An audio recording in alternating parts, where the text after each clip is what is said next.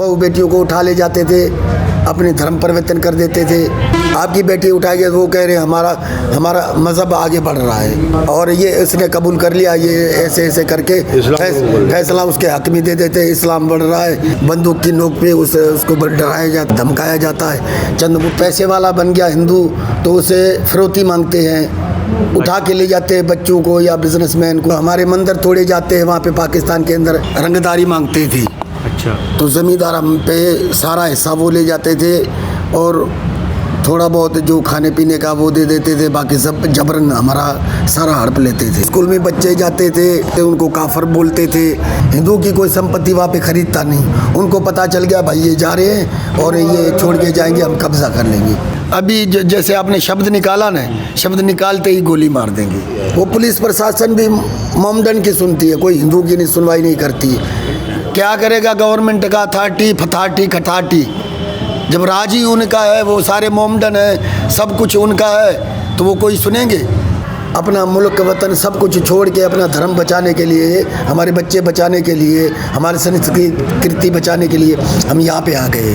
एकदम से नोटिस आ गया, हमको बोला उठो, तो हम कहाँ जाएंगे? या तो जमुना में जाएंगे, डूब के मर जाएंगे, या तो रोड पे जाके हमें सरकार गोली मार दे। आज हम आए हैं मजनू के टीले पे, और यहाँ शरणार्थी कैंप है। वो हिंदू भाई लोग हैं जो पाकिस्तान से माइग्रेट करके भारत में आए, और इस उम्मीद के साथ आए कि इन्हें भारत का सिटीजनशिप मिलेगा। और यह उम्मीद के साथ वो यहाँ पे अभी बने हुए हैं। लेकिन मामला तब गर्म हो गया जब डीडीए ने इनको नोटिस सर्व किया, नोटिस दिया कि अपने अपने जो मकान हैं जो इन्होंने बनाए हैं यहाँ पे, उसे खाली किया जाए। तो ये जितने लोग यहाँ पे बैठे हैं वो इस उम्मीद के साथ बैठे हैं कि उन्हें भारत का सिटीजनशिप मिलेगा। तो इन्हीं सब मामलों पे हम लोग आज बात करेंगे कि इनका आर्थिक, सामाजिक एवं राजनीतिक जीवन कैसा रहा, भारत में कैसा है, और भारत के बनिस्पत जब ये पाकिस्तान में थे तो वहाँ पे क्या स्थितियाँ थी। इन सभी तमाम मुद्दों पे आज हम इनके साथ चर्चा करेंगे। हमारे साथ इस मजनू के टीले में जितने भी शरणार्थी लोग रह रहे हैं उनके ये प्रधान हैं। तो प्रधान जी, क्या नाम हुआ आपका? लक्ष्मण नाम। और कहाँ से आए यहाँ पे? 2014 में हम यहाँ पर आए हैं, सिंध से आए, सिंध हैदराबाद से। सिंध हैदराबाद जो पाकिस्तान में है? जी हाँ, जी हाँ। क्या कारण रहा होगा जो आप पाकिस्तान को छोड़कर भारत को चुना? क्या कारण रहा? देखो कि हमारे को वहाँ पे सुविधा कोई नहीं होती थी वहाँ पर, क्योंकि हमारी बहन बेटियाँ जो भी है अनपढ़ है। हाँ। उधर कोई सुविधा नहीं होती थी तालीम की। पढ़ाने का भी था, मतलब पढ़ाई लिखाई का कोई सुविधा नहीं था तालीम का। क्योंकि हमारी जितनी भी महिलाएं हैं अंगूठा छाप है जी। हाँ, आप अभी जाओगे, बोलो इसके ऊपर साइन करो, ये अंगूठा देंगे, ये से पढ़ा लिखा नहीं है। इसकी वजह से कि ये जाहिलपन से हम हिंदुस्तान चला जाएगा, हमारा बच्चे पढ़ेंगे। हाँ। तो इनको थोड़ी जो भी है दुनिया की नॉलेज हो जाएगी। हाँ। इनकी वजह से वहाँ से यहाँ पहुँच गए थे। तो महिलाओं का पढ़ना और नहीं पढ़ना वहाँ पे क्या कारण था कि महिलाएं पढ़ नहीं पा रही थी? अच्छा, वहाँ नहीं भेजते थे क्योंकि लड़के हमारे हैं वो स्कूल जाते थे, मगर बहन बेटियों को हम नहीं छोड़ते थे। क्या इनसिक्योरिटी था, क्या डर था इसके? डर तो हर चीज़ का डर है, वो तो आप भी जानते हो और जितने भी हैं वो जानते हैं कि डर क्या था, क्यों नहीं भेज रहे हैं। बाकी और कोई कुछ नहीं कह सकते। डर का तो आपको मालूम है कि क्या डर था, क्यों नहीं भेज रहे, लड़के भेज रहे हैं, लड़कियों को क्यों नहीं भेज रहे, ये तो आपको मालूम है। सर, डर इस वजह का था कि पाकिस्तान के अंदर जो कट्टरपंथी लोग हैं वो हमें, हमारी जो बच्चियां थी वो डरती थी, वो अपने मज़हब में कन्वर्ट कर लेते, धर्म परिवर्तन कर देते थे। इस तरह की और हम किसान लोग हैं और जो भी हम किसान ठेकेदारी हमारे जो लेते थे तो वो कुछ रंगदारी मांगते थे। अच्छा। तो ज़मींदार हम पे सारा हिस्सा वो ले जाते थे और थोड़ा बहुत जो खाने पीने का वो दे देते थे, बाकी सब जबरन हमारा सारा हड़प लेते थे। तो आप वहाँ खेती का काम करते थे? हम पीछे से असल किसान हैं। मैं 2011 से आया हुआ हूँ और 2011 में पड़ताना बहुत है वहाँ पे हमने झेली है। इस प्रकार की डाकू भी आते थे, कट्टरपंथी भी हमें तंग करते थे और वहाँ पे हिंदुओं को अपने मोहम्मडन हैं जो वो पाकिस्तान के अंदर खाना पीना भी है हिंदू के हाथ का नहीं खाते थे। स्कूल में बच्चे जाते थे, लड़के जाते उनको काफर बोलते थे। इस तरह की और प्रताड़ना बहुत सारी झेलनी पड़ी थी। इस वजह से 2011 में यहाँ पे 14 साल हो रहे में आया हुआ हूँ। मजनू का टीला में आज तक रह रहा हूँ। करीबन हमें कोर्ट का केस लड़ना पड़ा था। हिंदू महासभा ने हमारा केस लड़ा था, तब यात्रा की वीज़ा लेके आए थे। तब जाके कोर्ट ने फैसला सुनाया था कि आप लोग यहाँ पे रह सकते हो, लेकिन कानूनी प्रक्रिया से रह सकते हो। LTV वीज़ा बढ़ाओ। हमने कानून का पालन किया और LTV वीज़ा बढ़ाई। इस तरीके से रहते आए और हमारे रिश्तेदार आते गए तो यहाँ पे हम DM ने हमें बसा दिया। खाली जगह पड़ी थी, हम बोले कहाँ जाएंगे, ना घर है ना बाहर है। तो DM ने रातों रात हमें यहाँ पे लाइट वगैरह का थोड़ा सा टार्चर का बंदोबस्त करके, ये थोड़ा बहुत जंगल था इसको काट के हमने अच्छे तरीके से अपनी झुग्गियाँ बसाई हैं। और झुग्गियाँ बसाने के बाद सरकार की तरफ से कोई हमें सुविधा नहीं मिली, कुछ भी नहीं मिली। अभी ये 1 साल हुआ है तब जाके लाइट आई है, स्मार्ट मीटर लगा है, पैसे डालते हैं तो लाइट चलता है, नहीं तो नहीं चलता है। और 1.5 साल हुआ है जो पानी हमें मिला है और थोड़ा बहुत रेड़ी पटड़ी का काम करते हैं, सब्ज़ी का, मोबाइल कवर वगैरह का, इस तरीके का। कोई ऑटो चला लेता है, कोई इस तरीके का हम जीवन बसर यहाँ पे रोज़गार जीवन बसर कर रहे, रेड़ी पटड़ी चला के। और 200 कमाते, 500 कमाते हैं, जो वीज़ा भी दे देते हैं। कुछ बच्चों की पढ़ाई कर लेते हैं, कुछ बच्चे जाते हैं यहाँ पे स्कूल। हाँ, 200 बच्चे कहाँ भेजते हैं? 360 बच्चे हमारे स्कूल में पढ़ते हैं, यहाँ पे पढ़ते हैं। अभी उनके पेपर चल रहे हैं। अभी ये नोटिस आ गया, एकदम से नोटिस आ गया, हमको बोला उठो, तो हम कहाँ जाएंगे?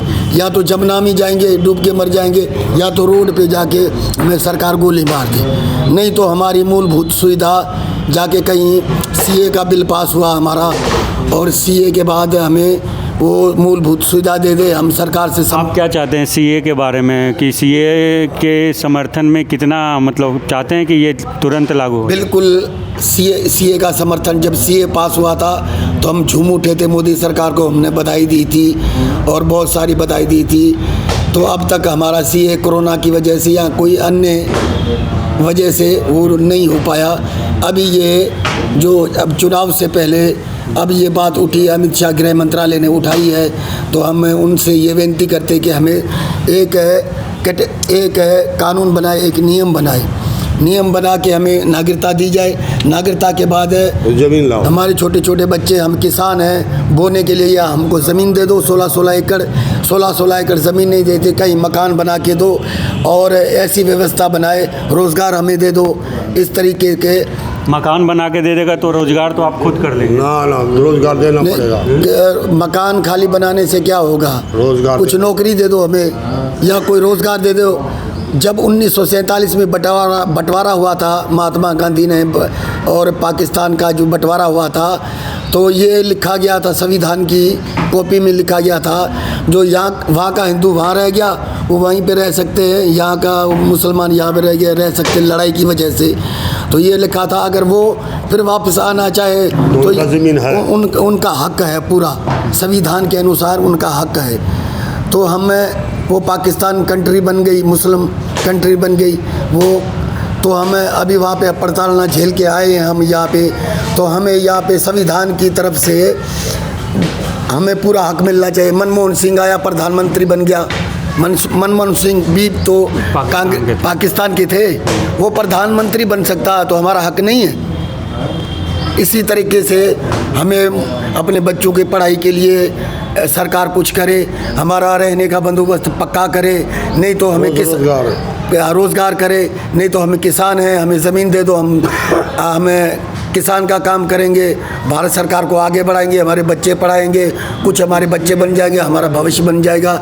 अभी वहाँ पे प्रताड़ना झेल के आएंगे, यहाँ पर भी हमें उठा के रोड पे फेंक दिया जाएगा। अच्छा, ये तो हम बताइए, जाएंगे कहाँ? ठीक, ये बताइए, जब आप पाकिस्तान में जिस तरीके का प्रताड़ना आप लोगों ने झेला, वो प्रताड़ना किस प्रकार का था? आर्थिक प्रताड़ना था कि मजहबी प्रताड़ना था? क्या करते थे वो लोग आपके साथ, आप लोगों के साथ क्या, किस प्रकार का? सर देखो, आपके कन्वर्जन बहुत होता था क्या? आपके मुंह में 32 दांत है। हाँ। इस तरीके से हम उस राक्षसों के बीच में हम ऐसे रहते थे। अच्छा, ठीक है। हाँ। पहली बात तो महिलाओं को, हमारी जो बहू बेटियों को उठा ले जाते थे, अपने धर्म परिवर्तन कर देते थे, तो ये प्रताड़ना हमें झेलनी पड़ती थी। उसके बाद जो जबरन घर से उठा लेते, जबरन घर से उठा लेते थे। उसके बाद कोई हमारा बच्चा या कोई पैसे वाला बन गया हिंदू, तो उसे फिरौती मांगते हैं, उठा के ले जाते हैं बच्चों को या बिजनेसमैन को या कोई ऐसे काम, मतलब किडनैपिंग का काम, फिर फिरौती मांगते हैं। तीसरा कट्टरपंथी है, जो हमारे मंदिर तोड़े जाते हैं वहाँ पे पाकिस्तान के अंदर। आए दिन आप सुन रहे हैं, आप लोगों को सब पता है, पूरी मीडिया को पता है, पूरे पाकिस्तान को पता है, घुसपैठ यहाँ पे करता है। इस तरीके के वहाँ पे स्थिति है। इस वजह से हमारे बच्चों का भविष्य बनाने के लिए, अपना धर्म बचाने के लिए, हमने अपना मुल्क वतन सब कुछ छोड़ के अपना धर्म बचाने के लिए, हमारे बच्चे बचाने के लिए, हमारे संस्कृति बचाने के लिए हम यहाँ पे आ गए। तो पाकिस्तान में जब आप जैसे हिंदू पढ़ लिख लेते हैं तो उनको रोज़गार, सरकारी नौकरी मिलती है कि नहीं? उसमें भी भेदभाव करते हैं? सर उसमें इसीलिए तो आए, उसमें भेदभाव होता है। सरकारी नौकरी जल्दी से हिंदुओं को नहीं मिलती है। और पहली बात तो यहाँ पे जो चुनाव हो रहे हैं, वहाँ पे सारे इकट्ठे चुनाव नहीं होते, हमारा चुनाव अलग से होता है। अच्छा, आपका चुनाव अलग से होता है? हमारे से अलग चुनाव होता है, वहाँ पे अक़लियत बोलते हैं। अच्छा, अक़लियत का चुनाव होता है। वो उसमें क्या होता है, उसकी क्या प्रक्रिया है, ज़रा बताइए। उसकी वो प्रक्रिया है कि हिंदुओं को यानी मत डालने का अधिकार नहीं है। अच्छा, हाँ, इस वजह से वो अलग चुनाव करा देते। वो चुनाव किस काम के नहीं है हमारे। नहीं, तो जैसे कि उस चुनाव में क्या, जैसे कि हिंदुस्तान में चुनाव हिंदू ही खड़ा होगा और हिंदू ही वोट डालेगा। मिनॉरिटी, तो माइनॉरिटी ही स्टैंड करेगा, मतलब चुनाव में खड़ा होगा, चुनाव में खड़ा हो के रूप में। मिनॉरिटी अकेले विंग, और वो अपने ही नेता में अपना नेता चुन सकते हैं। बाकी उसमें विधानसभा में नहीं जा सकता, उधर बड़ा ओहदा नहीं मिल सकता, कोई ऐसे। अच्छा, तो जो चुनाव में जीतता है, माइनॉरिटी ने चुनाव जीता, ठीक है, और उसमें वोट कौन करता है? माइनॉरिटी ही सिर्फ वोट करता है? माइनॉरिटी ही वोट करता है और माइनॉरिटी ही इलेक्शन लड़ता है। आयोग चुनाव ही वोट करवाता है। लेकिन वो दब के रह जाते हैं, नीचे रहते हैं। तो मुझे ये बताइए, वहाँ जब कोई जीतता है तो उसका क्या काम होता है? सर कुछ भी नहीं होता, खाली रहेगा। क्या वो विधानसभा में नहीं जाएगा? विधानसभा में जाएगा, बोल चाल उसकी चलेगी नहीं। हाथी के दांत दिखाने के और होते हैं, खाने के और होते हैं। तो क्या उसको मैनिपुलेट, उसका मत का कोई कुछ फायदा नहीं उसके मत का। वो कुछ कह नहीं सकता, कुछ मुद्दा उठाएगा तो उसकी सुनी नहीं जाएगी, क्योंकि वो इस्लामिक कंट्री है, सारे मुसलमानों की चलती है। हमारी बहू बेटियां ले जाएगी, वो कुछ प्रोटेस्ट करेगा तो उसकी नहीं मानेगी। ये पुलिस प्रशासन आप लोग के साथ कैसा रवैया करता था? कोई पुलिस प्रशासन नहीं वहाँ पे, कोई किसी की भी नहीं चलती है। वडेरे की चलती क्या कुछ करता था? रवैया क्या करता था, बताइए। बोल सर वडेरे की चलती है। वो पुलिस प्रशासन भी मोमडन की सुनती है, कोई हिंदू की नहीं सुनवाई नहीं करती है। मिसाल आपकी बेटी उठा गए, वो कह रहे हैं हमारा मज़हब आगे बढ़ रहा है, और ये इसने कबूल कर लिया, ये ऐसे करके फैसला उसके हक में दे देते हैं, इस्लाम बढ़ रहा है और आपकी लड़की ने ये मज़हब कबूल किया है। बंदूक की नोक पे उसको डराया जाता है, धमकाया जाता है। चंद मुट्ठी भर क्या करेंगे? 100 आदमी एक में 100 जीतेंगे या एक जीतेगा? 100 की चलेगी या मेरी चलेगी, एक की। इस तरीके से हिंदू वहाँ पर ताड़ना झेल रहा है। इस वजह से हिंदू पलायन करके भारत में आ रहा है। और यहाँ पर भी भारत में भी ये स्थिति है कि यहाँ पे हमने रेड़ी पटड़ी एक एक ईंट करके लगाई है, जो थोड़ी बहुत झुग्गी आशियाना बनाया उसे भी उजाड़ने का काम कर रही है। पाकिस्तान से जब आप भारत में आए तो इसका आपको कुछ पछतावा भी है? हमें तो कोई पछतावा नहीं है, क्योंकि हमारा सनातन धर्म है यहाँ पे, ठीक है। अभी हमें पछतावा हो रहा है जब ये स्टे आया, ऑर्डर आया है हमारी झुग्गी तोड़ने का, तो उसमें और इसमें कोई भेद नहीं है। ये हमारे साथ नाइंसाफ़ी हो रही है। हम कहाँ जाएंगे? हमारे छोटे छोटे बच्चे हैं, एक एक परिवार में 5-5, 6-6, 7-7, 8-8, 9-9, 10-10 बच्चे हैं। ये 200 फैमिली है या 350 बच्चे, उनकी परीक्षा चल रही, उनके बोर्ड के एग्ज़ाम चल रहे। अब वो छोड़ के आज का ऑर्डर था कि तोड़ेंगे, ये इस तरीके से हमारे पे जुल्म कर रहे हैं। और भारत सरकार को हम मोदी से विनती करना चाहते हैं, जो भी पार्टी के, हमें किसी से कोई मतलब नहीं, वोट की राजनीति से मतलब नहीं। जो हिंदू है, साधु संत हैं, जो ज्ञानी ध्यानी हैं, जो बड़े नेता हैं, उन सब से मेरी अपील है कि हमारे बच्चों के लिए कुछ किया जाए, हमारा सीए बिल पास किया जाए, हमें मूलभूत सुविधा दी जाए। और आवास योजना प्रधानमंत्री की है, उस घर में डाल दो। अब हम बात किया जा रहा है कि आपको रैन बसेरा में बसाएंगे। अब फैमिली वाले बंदे हम रैन बसेरा में थोड़े रहेंगे। आप सोचो, रैन बसेरे में तो कोई ये नशेड़ी गंजेड़ी उधर के वो ही रहते हैं, तो हम रैन बसेरे में कहाँ रह पाएंगे फैमिली वाले बंदे। इस तरीके से हमारे बच्चे परेशान हो रहे हैं, एग्ज़ाम से उनकी साल भर की पढ़ाई ख़त्म हो रही है। इस तरीके से सरकार को विनती है और हिंदुस्तान के 140 करोड़ देशवासियों से हमारी विनती है कि आप लोग हमारी हेल्प करें, हमारी आवाज़ सुने और आप लोग हमारी हेल्प करें। हाँ, प्लीज़ बिल्कुल हमारे पे दया करें। सारे लोग साथ हैं आपके। मुझे ये बताइए, जब आप वहाँ से आए थे यहाँ पे 2011 में, तो वहाँ पे कोई आपकी मतलब पैतृक संपत्ति थी, उसका क्या किया आपने? भैया जी, वहाँ पे छोड़ के आगे हमारी पैतृक संपत्ति थी, मकान, जगहें और जो भी संपत्ति थी हमारी पुरखों की, वो सब छोड़ के आ गए। हिंदू की कोई संपत्ति वहाँ पे खरीदता नहीं। उनको पता चल गया भाई ये जा रहे हैं और ये छोड़ के जाएंगे, हम कब्जा कर लेंगे। तो वहाँ कोई हिंदू की संपत्ति नहीं खरीदता? कोई खरीदता नहीं है भैया। क्या कारण है इसके पीछे नहीं खरीदता है? इसका कारण ये है कि हिंदू छोड़ के चले जाएंगे, पैसे क्यों दें हम, वो हम कब्जा कर लेंगे। अच्छा, और क्या?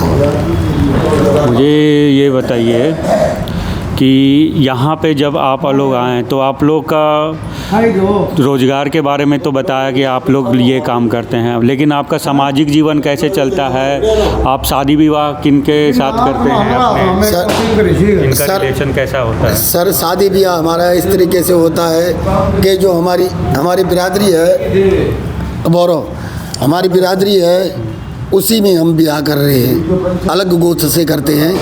जो हमारी मतलब बिरादरी हिंदू में ही करते हैं? हिंदू में करते। 9 जाति है हमारी बिरादरी की। 9 जाति है? 9 जाति है। 9 जाति में एक गोत्र से हम नहीं लेते हैं, बाकी और जाति में हम ले लेते हैं। इस तरीके से हमारे 500 फैमिली आई हुई है। एक मजनू का टीला है, सिग्नेचर ब्रिज है, आदर्श नगर है, प्रहलादपुर है, रोहिणी 11 सेक्टर है, कुछ फरीदाबाद है, वो हमारे बसे हुए हैं। उन बिरादरी में से हम शादी ब्याह करते हैं। अभी उन बिरादरी में हम तो आप जैसे कि यहाँ भारत में मैंने देखा कि जो हिंदू हैं उनमें जात हैं, कास्ट होते हैं। क्या पाकिस्तान में भी ऐसा कुछ है क्या? हाँ, ऐसा ही कुछ है। जो हिंदू का एक ही रिवाज है। अभी आप लोग इतने लोग हैं, तो क्या सारे लोग एक ही जाति से हैं या अलग अलग जाति से? 9 जाति हमारी कास्ट में। कौन कौन सा 9 जाति है? डाभी है, सोलंकी है, चौहान है, कोरी है, धमदारा है, धांधल है, पनमार है। अच्छा, इस तरीके से 9 जाति। पाकिस्तान में भी शेड्यूल कास्ट है क्या? शेड्यूल कास्ट वहाँ पर भी भील है, कोली है, मेघवाड़ है और मेघवाड़ है और बनिया है। इस तरीके की और भी कास्ट है। और भी तो जो कास्ट मेघवाल से ही शादी करता है कि और किसी और से भी कर सकता है?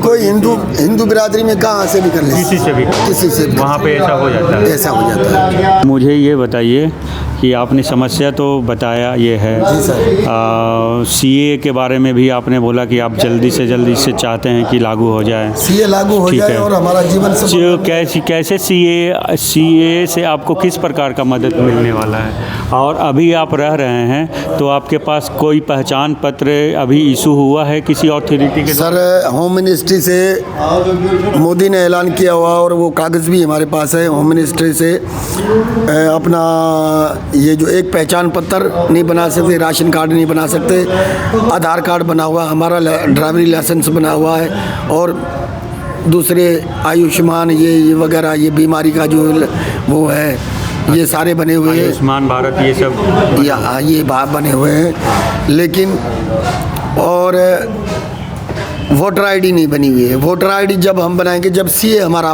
बिल पास हो जाएगा, ओ ये सीए नागरिकता मिल जाएगी। सीए कह रहा है कि 6 साल रहना पड़ेगा। वो हमें 12-12 साल, किसी को 13-13 साल हो चुका है, 10 साल, 8 साल, 9 साल, 11 साल, 14 साल तक हो चुका है।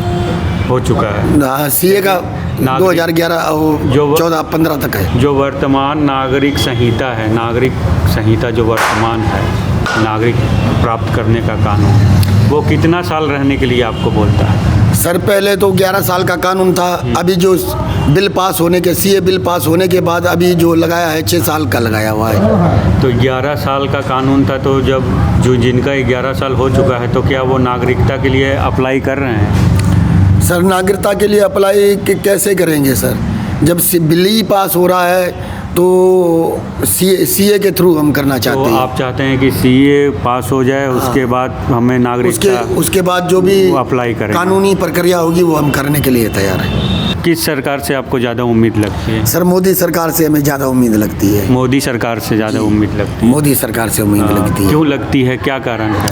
सर ये मोदी है जो काम करने वाला बंदा है, देश के हित में काम करता है, तो हमारा मुद्दा मोदी जी ने भी उठाया है, तो इस पे हमें विश्वास है। मोदी सरकार से पूर्ण विश्वास है।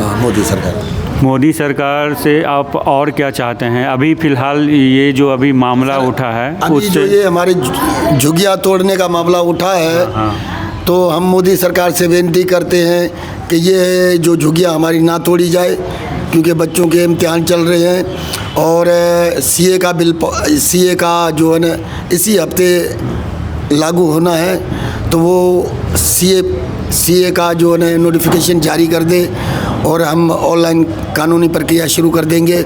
उसके बाद मोदी सरकार से हमारी यही आकांक्षा है कि मोदी सरकार हमें किसान लोग हैं, हमें ज़मीन दी जाए ताकि हम किसान का काम करना चाहते हैं। अच्छा, ये जो पाकिस्तान में कन्वर्जेंस का वो लोग काम करते हैं, जो मुस्लिम कम्युनिटी है, तो आपके साथ भी कभी कोशिश किया गया था कन्वर्जन करने के लिए? सर कई बार मेरे साथ भी हुआ, औरों के साथ भी हुआ, ये दुर्घटना होती रहती है। अच्छा, अगर कोई हिंदू वहाँ मुस्लिम लड़की से शादी कर लेता है तो उसके साथ क्या सलूक किया जाता है? उसको अभी जैसे आपने शब्द निकाला ना, शब्द निकालते ही गोली मार देंगे। सिर्फ शब्द निकालने पे गोली मार देंगे? सब शब्द निकालने पे गोली मार देंगे। शादी करने दूर की बात है, सिर्फ शब्द निकालेंगे तो गोली मार देंगे। हाँ, बोले काफिर लोग तुम ये क्या कह रहे हो, उधर ही ख़त्म कर देंगे, चाकू डाल के या गोली मार के या कोई। ये लड़के के साथ, और बाकी हिंदू की लड़कियों को क्या? हिंदू की लड़की आ जाए तो वो हमारा मज़हब में आ गई है और हमारा मज़हब बढ़ रहा है, अपनी खुशी से आ गई है, तो उसको अभी आपको कुछ नहीं होगा। और जिसने ज़बरदस्ती ले जाएंगे, वैसे बयान दिलवा के डरा धमका के बोले खुशी से आ गई, हमारा मज़हब आगे बढ़ रहा है। और इसमें सारे वहाँ गवर्नमेंट के अथॉरिटी वो सारे लोग सपोर्ट करते हैं? क्या करेगा गवर्नमेंट का अथॉरिटी खथाटी, जब राजी उनका है, वो सारे मोमडन है, सब कुछ उनका है, तो वो कोई सुनेंगे? कुछ भी नहीं सुनेंगे। कोई भारत थोड़ी है, प्रशासन डेमोक्रेसी थोड़ी है, जमहूरियत थोड़ी है, वो मोमडन कंट्री है, इस्लामिक देश है। वो अपना काम कानून राज जानते हैं, कोई उनके ऊपर कुछ भी नहीं है। कोई प्रशासन नहीं। आपके नज़र में कितने हिंदू भाई बहन जो अभी भी वहाँ पे रह रहे हैं? कम से कम 2-3 करोड़ हो जाएंगे हिंदू। 2-3 करोड़ हिंदू अभी रह रहे हैं, तो सारे लोग इसी तरीके का सप्रेशन का शिकार हैं। सारे इसी लोग का शिकार झेल रहे हैं, सब कुछ ऐसे तड़प रहे हैं आने के लिए बेचारे, जिनके पास कमाने खाने का नहीं, 200 रुपया किलो आटा है वहाँ पे, क्या क्या खाएंगे, क्या कमाएंगे, वो भी क्या करेंगे, तड़प रहे हैं। आपको लगता है जब सीए पास हो जाएगी तो वो सारे लोग आ जाएंगे यहाँ? धीरे धीरे करके भगवान करेगा तो ये सारे भारत में आ जाएंगे। भारत में आ जाएंगे, हाँ, सारे लोग 2 करोड़, सारे लोग आ जाएंगे 2 और करोड़ लोग आ जाएंगे। हाँ, यहाँ ऐसे ही हमको उठा रहे हैं तो सारे कैसे आ पाएंगे? दोनों तरफ से मौत है, खरबूजे की चाहे ऊपर से चाहे नीचे की, दोनों तरफ से मौत। ये स्थिति हमारे साथ हो रखी है। कृपा करो, दया करो, हम पे कुछ न कुछ करो, भारत सरकार करे हमारे लिए। जो बड़े बड़े लोग हैं उनसे मैं विनती करता हूँ, कुछ न कुछ सनातन धर्म के लिए सब कुछ हमने छोड़ा, मुल्क वतन भाई बहन ज़मीन आशियाना ज़मीन कारोबार वगैरह सब कुछ छोड़ा, भारत में आ गए। अब हमको जीने तो दो, यहाँ से उठा क्यों रहे हो? कोई सरकार नहीं दे रही है तो मत दो, भारत सरकार नहीं दे रही तो मत दो, लेकिन हमें उठाया क्यों जा रहा है, उजाड़ा क्यों जा रहा है? वहाँ भी पर हमने झेला, यहाँ पर भी हमें झेलने पे मजबूर कर रहे। 2 ऑप्शन बचे, या तो रोड में कट के मर जाएंगे या तो जमुना में डूब के मर जाएंगे, और कुछ नहीं ऑप्शन। जय श्री राम। ये आपकी काफ़ी मजबूरी रही। आपके माता पिता ने उस समय क्यों नहीं ऐसा कुछ किया कि पार्टीशन हो रहा है तो चलो इंडिया चलते हैं, जैसे अन्य लोग हैं? पहले जो बुजुर्ग थे हमारे, जो पूर्वज थे, वो अनपढ़ थे। अच्छा, हाँ, कुछ ये दंगा हुआ, इधर से काट पीट हुई, उधर से काट पीट हुई, उसकी डर से कुछ जाके जंगल में छुप गए, फिर थोड़ी शांति बहाल हुई तो बाहर निकल आए। उसके बाद खेतों में किसान का काम करते रहे। उसके बाद धीरे धीरे ये हिंसा बढ़ती गई, आज स्थिति है, आगे नौबत ज़्यादा होने लगा। तो अब हम जो यंग जनरेशन है वो सोचने लगे अपने भविष्य के बारे में, अपने बच्चों के भविष्य के बारे में, तभी हमने निकलना शुरू किया है। ये आपका फ़ैसला मेरे हिसाब से अच्छा फ़ैसला था कि आप यहाँ पे आएँ, और मुझे लगा कि वहाँ पे बिल्कुल भविष्य नहीं था आप लोगों का, बिल्कुल भी नहीं। नाम अपना बता दीजिए। सर मेरा नाम कृष्ण है। कृष्ण जी। ये कृष्ण जी हैं, और आप भी सिंध प्रांत से हो? सिंध प्रांत से। सिंध प्रांत से माइग्रेट। कौन सा डिस्ट्रिक्ट था आपका? डिस्ट्रिक्ट मटियारी।